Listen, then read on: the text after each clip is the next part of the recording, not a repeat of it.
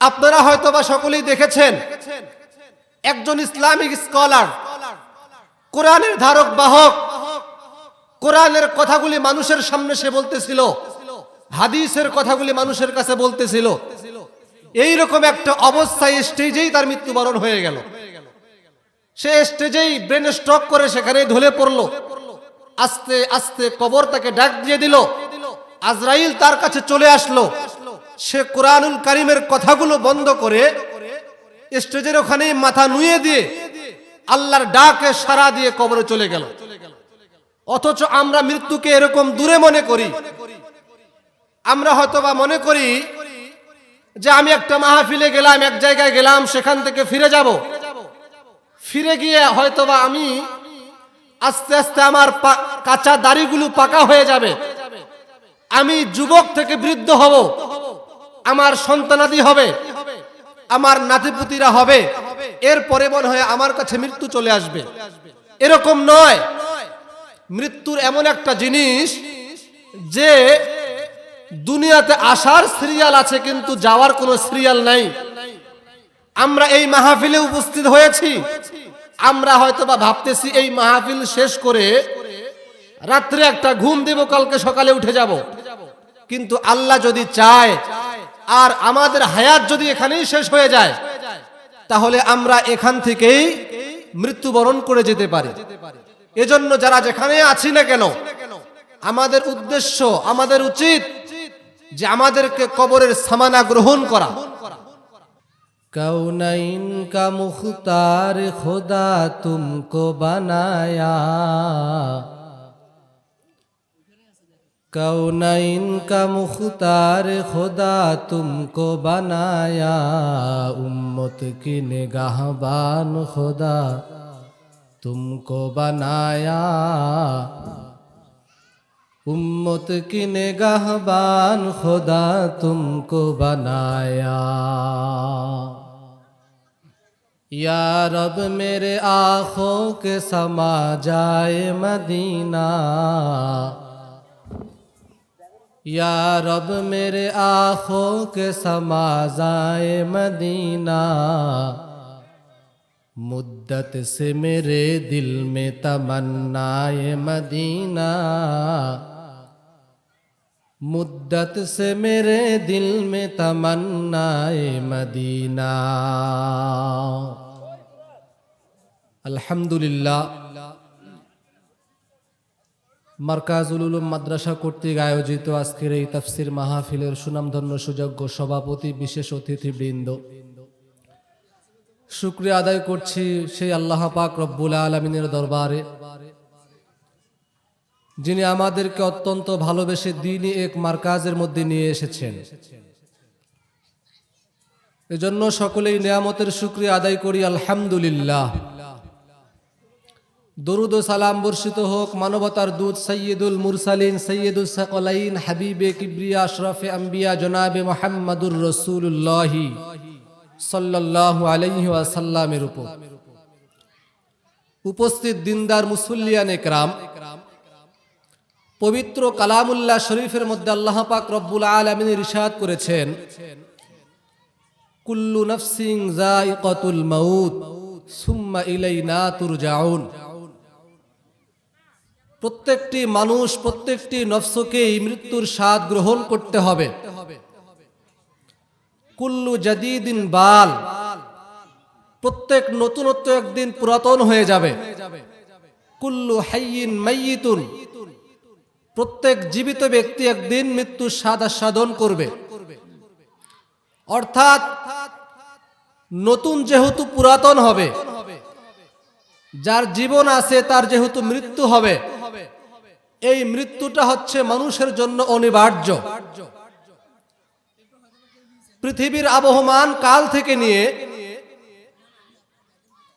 এহেন সময় পর্যন্ত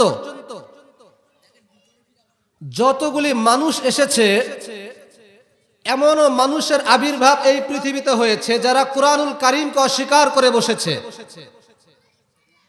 এমনও মানুষ এই দুনিয়ার জমিনে পদার্পণ করেছে যারা স্বয়ং রাসূলুল্লাহর বাণীকে অস্বীকার করে বসেছে।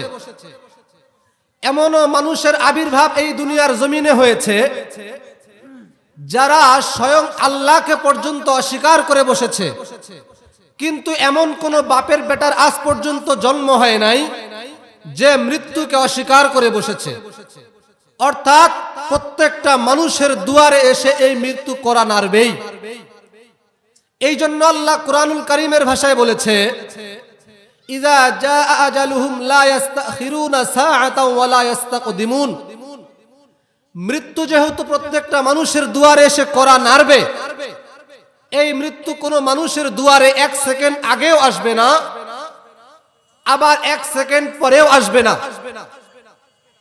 অনেক সময় মানুষ অ্যাক্সিডেন্টে মারা যায়, মানুষ অনেক সময় বিল্ডিং ধসে পড়ে মারা যায়, বিভিন্ন কারণে বিভিন্ন মানুষের মরণ চলে আসে। তখন আমরা দুনিয়ার মানুষেরা এই কথা বলি যে সে যদি ওই রাস্তায় না যাইতো তাহলে হয়তোবা মৃত্যু তার কাছে আসতো না, সে যদি ওই বিল্ডিং এর উপরে না উঠতো এই বিল্ডিং ধসে তার মৃত্যুবরণ হতো না, সে যদি ওই কাজে না যেত তাহলে হয়তোবা তার মৃত্যু হতো না। কিন্তু আল্লাহ কুরআনুল কারীমের ভাষায় জানায় দিলেন, ইযা জাআ আজালুহুম লা ইস্তাখিরুনা সাআতাও ওয়া লা ইস্তাকদিমুন। যে মৃত্যু যখনই সময় হবে তখন আল্লাহ আজরাইলকে বিভিন্ন একটা ফন্দি তৈরি করে দিয়ে মানুষের কাছে বিভিন্ন ধরনের তাকাজা দিয়ে সেই মানুষকে তার জায়গা পর্যন্ত নিয়ে গিয়ে তাকে সেখানে মৃত্যুবরণ করাবে, আর সেখানেই সে মৃত্যুবরণ করে পরপারে গমন করবে। আপনারা হয়তোবা সকলেই দেখেছেন, একজন ইসলামিক স্কলার, কোরআনের ধারক বাহক, কোরআনের কথাগুলি মানুষের সামনে সে বলতেছিল, হাদিসের কথাগুলি মানুষের কাছে বলতেছিল। এইরকম একটা অবস্থায় স্টেজেই তার মৃত্যুবরণ হয়ে গেল। সে স্টেজেই ব্রেন স্ট্রোক করে সেখানেই ঢলে পড়লো। আস্তে আস্তে কবর তাকে ডাক দিয়ে দিল, আজরাইল তার কাছে চলে আসলো। সে কুরআনুল কারীমের কথাগুলো বন্ধ করে স্টেজের ওখানেই মাথা নুয়ে দিয়ে আল্লাহর ডাকে সাড়া দিয়ে কবরে চলে গেল। অথচ আমরা মৃত্যুকে এরকম দূরে মনে করি। আমরা হয়তোবা মনে করি যে আমি একটা মাহফিলে গেলাম, এক জায়গায় গেলাম, সেখান থেকে ফিরে যাব, ফিরে গিয়ে হয়তোবা আমি আস্তে আস্তে আমার কাঁচা দাড়িগুলো পাকা হয়ে যাবে, আমি যুবক থেকে বৃদ্ধ হব, আমার সন্তানাদি হবে, আমার নাতিপুতিরা হবে, এরপরে মনে হয় আমার কাছে মৃত্যু চলে আসবে। এরকম নয়। মৃত্যুর এমন একটা জিনিস যে দুনিয়াতে আসার সিরিয়াল আছে কিন্তু যাওয়ার কোনো সিরিয়াল নাই। আমরা এই মাহফিলে উপস্থিত হয়েছি, আমরা হয়তোবা ভাবতেছি এই মাহফিল শেষ করে রাত্রে একটা ঘুম দেব, কালকে সকালে উঠে যাব। কিন্তু আল্লাহ যদি চায় আর আমাদের হায়াত যদি এখানেই শেষ হয়ে যায় তাহলে আমরা এখান থেকেই মৃত্যুবরণ করে যেতে পারি। এজন্য যারা যেখানে আছি না কেন, আমাদের উদ্দেশ্য, আমাদের উচিত যে আমাদেরকে কবরের সামানা গ্রহণ করা। এই জন্যই আল্লাহ কুরআনুল কারীমের ভাষায় বলেছে, হাত্তা যুরতুমুল মাকাবির, যে মানুষ এই সময় পর্যন্ত আলহাকুমুত তাকাসুর, এই সূরার শুরুর অংশ হলো আলহাকুমুত তাকাসুর, যে দুনিয়ার এই প্রাচুর্য, এই ধনভাণ্ডার সব কিছু তোমাদেরকে আলহাক ধ্বংস করে দেবে। হাত্তা যুরতুমুল মাকাবির, যতক্ষণ পর্যন্ত তোমরা কবর পর্যন্ত যাবে না। অর্থাৎ একটা মানুষ যতক্ষণ পর্যন্ত মৃত্যুবরণ করে না ততক্ষণ পর্যন্ত তার অন্তরে এই বিষয়টাই লালন করে যে আমি হয়তো বা এখন পর্যন্ত মরবো না, আমার কাঁচা দাড়ি পাকবে, এরপর আমি মৃত্যুবরণ করব। মৃত্যু সবার কাছেই আসবে, এজন্য মৃত্যুর সামানা আমাদেরকে গ্রহণ করা দরকার। সম্মানিত উপস্থিতি, আজকের এই মাহফিল আয়োজন আখিরাতের একটা সরঞ্জাম তৈরি করার মাহফিল। এজন্য আমরা চেষ্টা করব এই মাহফিল থেকে পরকালে কি নিয়ে যাব এই বিষয়গুলি আমাদেরকে গ্রহণ করা দরকার। সম্মানিত হাজিরিন, আল্লাহ পাক রব্বুল আলামিন পবিত্র কালামুল্লাহ শরীফের মধ্যে জানায় দেন, আর রহমান আল্লামাল কুরআন খলাকাল ইনসানা আল্লামাহুল বায়ান। আল্লাহ পাক জানায় দেন, এ দুনিয়ার মুসলমান ইমানদার আল্লাহর গোলাম, আমি আল্লাহ সর্বপ্রথম মানুষ বানাইলাম, এরপরে আমি আল্লাহ মানুষকে কথা বলার যোগ্যতা তৈরি করে দিলাম। মুসলমান ইমানদার আল্লাহর গোলাম, নবী আলাইহিস সালাতু ওয়াস সালাম হাদিসের মধ্যে বলেন, তোমরা যখন কথা বলবা তখন তোমাদের কথাগুলো যেন সঠিক হয়, সহি হয়, তোমাদের কথাগুলো যেন উল্টা পাল্টা না হয়। কেননা নবী আলাইহিস সালাম হাদিসের মধ্যে বলেন, মাইয়াজমান লি মা বাইনা লাহইয়াইহি ওয়া মা বাইনা রিজলাইহি আজমান লাহুল জান্নাহ। এই কথার দ্বারা একটা মানুষ জাহান্নাম থেকে মুক্তি পাবে, আবার একটা কথা বলার কারণে এই মানুষটা জাহান্নামের বাসিন্দা হয়ে যাবে। একটা কথা বলার কারণে একটা মানুষ জেলখানায় যেতে পারে, আবার একটা কথা বলার কারণে এই মানুষটা জেল থেকে মুক্তি পেতে পারে। একটা মানুষের কথা যদি সঠিক হয় তাহলে এই কথার দ্বারাই এই মানুষটা জান্নাতের মেহমান হয়ে যায়।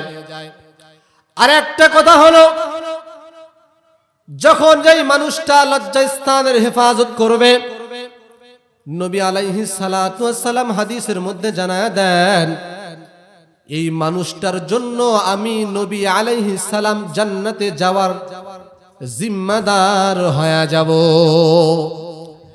এজন্য নারী পুরুষ মুমিন যারা যেখানে আছি না কেন, নিজের জবানকে হেফাজত করা, লজ্জাস্থানের হেফাজত করা, নিজের জবান এবং লজ্জাস্থানের যদি হেফাজত করতে পারি, নবী আলাইহিস সালাম আমাদের জন্য জান্নাতে নিয়ে নেওয়ার অঙ্গীকার করেছে।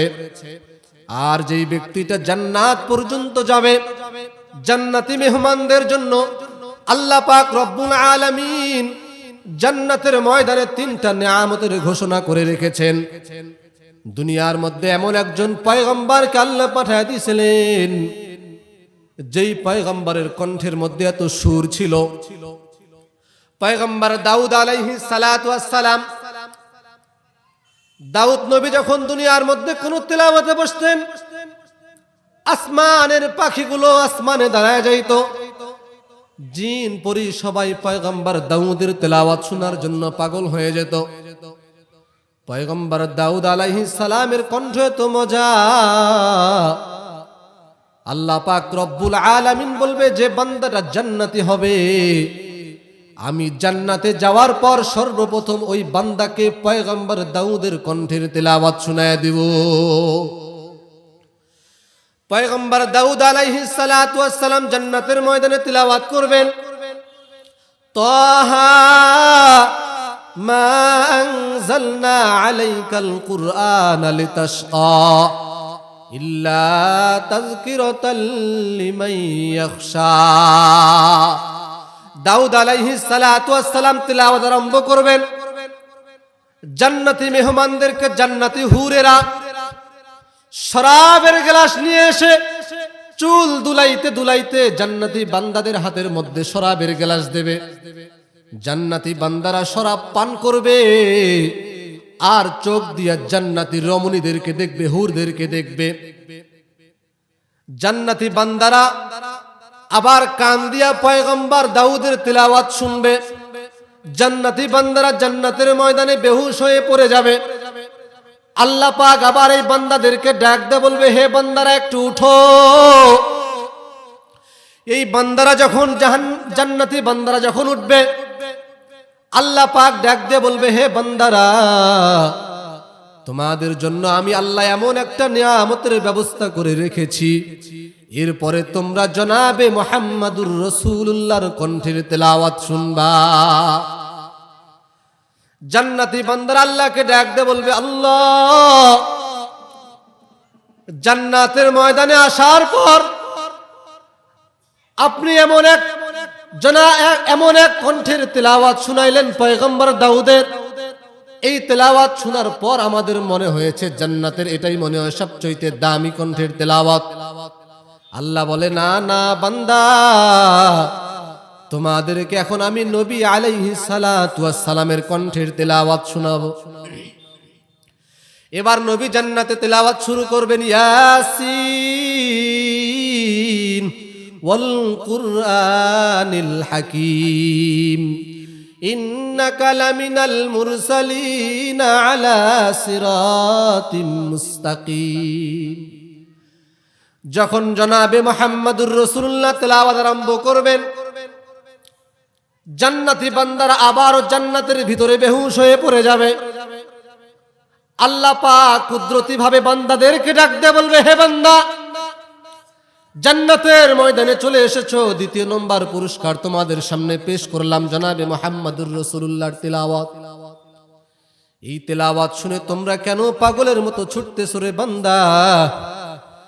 তৃতীয় নম্বর যে নিয়ামতটা আমি আল্লাহ তোমাদের জন্য রাখবো, সেটা হলো সরাসরি আমি মালিক তোমাদের সঙ্গে সাক্ষাৎ করব। আল্লাহ পাক যখন বান্দাদের সঙ্গে সাক্ষাৎ করবেন, আল্লাহ জিব্রাইলকে ডাক দিয়ে বলবে, জিব্রাইল, আমার সামনে থেকে ৭০,০০০ নূরের পর্দাটা সরাও। এই বান্দাগুলো আমি আল্লাহকে দেখার জন্য দুনিয়ার জিন্দেগিতে আমল করেছে, আমার সামনে থেকে একটু পর্দাটা সরাও, আমি একটু আমার বান্দাদের সঙ্গে মোলাকাত করি, সাক্ষাৎ করি। আল্লাহ পাকের আদেশ পাওয়ার পর যখন জিব্রাইল ৭০,০০০ নূরের পর্দাটা সরাবেন, বান্দা সরাসরি আল্লাহকে দেখবে আর আল্লাহ সরাসরি বান্দাকে দেখবে। এই বান্দাগুলো জান্নাতি ময়দানে আবার আল্লাহু আকবারের ধ্বনি দিয়া, চিৎকার দিয়া পড়ে যাবে। আল্লাহ ডাক দিয়ে বলবে, বান্দা আমার দিকে তাকাও, আমি হলাম তোমাদের রহমান, যে আল্লাহর ইবাদত করতে গিয়া কত মানুষ তোমাদেরকে গালিগালাজ করেছে, যে আল্লাহর ইবাদত করতে গিয়া কত জুলুমের শিকার হয়েছে রে বান্দা। আজকে আমি আল্লাহ তোমাদের সঙ্গে সরাসরি সাক্ষাৎ করলাম। বান্দা যখন তার আল্লাহর দিকে তাকাবে, আল্লাহ তার বান্দার দিকে তাকাবে। যেরকম ভাবে প্রেমিক তার প্রেমিকার দিকে তাকায়, প্রেমিকা তার প্রেমিকের দিকে তাকায়, মা তার সন্তানের দিকে তাকায়, সন্তান তার মায়ের দিকে তাকায়, বাবা তার সন্তানের দিকে তাকায়, সন্তান তার বাবার দিকে তাকায়, স্ত্রী তার স্বামীর দিকে তাকায়, স্বামী তার স্ত্রীর দিকে যেরকম ভাবে মায়ার দৃষ্টিতে তাকায়, এরকম ভাবে বান্দাগুলো আল্লাহকে তাকায় থাকবে আর আল্লাহ তার বান্দাদেরকে তাকায় থাকবে। এরকম ভাবে ৭০,০০০ বছর পার হয়ে যাবে, কিন্তু বান্দার চোখের পলক ত্যাগ হবে না। তুমি মিটাও সকল চাওয়া, দুদিন আগে পরে তোমার তরে সকল পাওয়া, সবই তোমার তরে। তোমার পথে চললে সবাই আসবে যে সুদিন। আল্লাহ তুমি দয়ার সাগর, রহমানুর রহিম।